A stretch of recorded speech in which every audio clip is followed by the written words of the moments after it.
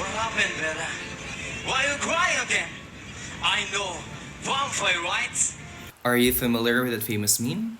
It was from its Showtime lookalike portraying Taylor Lautner as Jacob Black in the hit pentalogy Twilight series.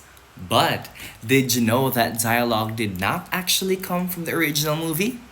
Just galing tayo. We are going to talk about the Twilight Saga. As a kid, I was always a fan of science fiction movies. Hindi ka magiging fan.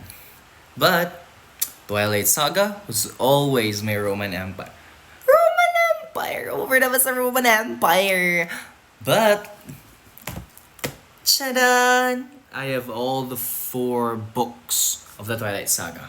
But as you can notice, in the movies there are 5 movies. It is because they're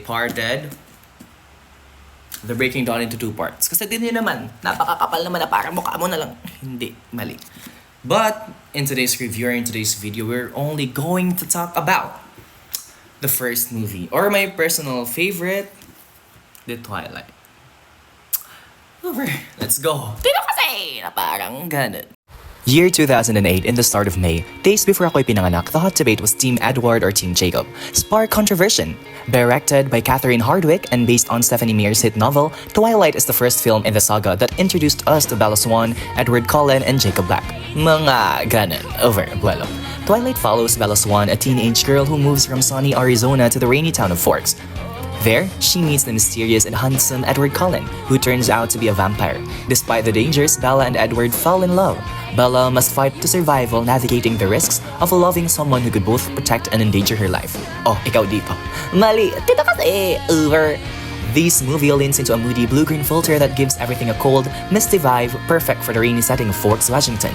This aesthetic makes the world feel isolated, romantic, and mysterious.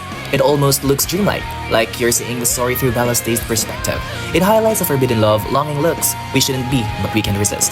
With my favorite line in the movie, so the lion fell in love with the lamb. The soundtrack is a huge part of Twilight's identity. It blends alternative rock, indie, and moody ballads that capture the emo teen vibe of the late 2000s.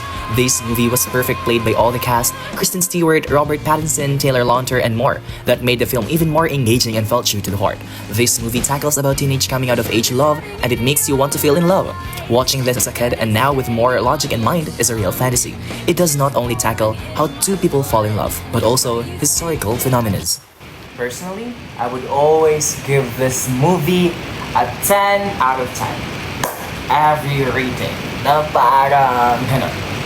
So, what are you waiting for? I highly recommend you to watch this movie. And tell me, are you Team Edward or Team Jacob? Happy watching!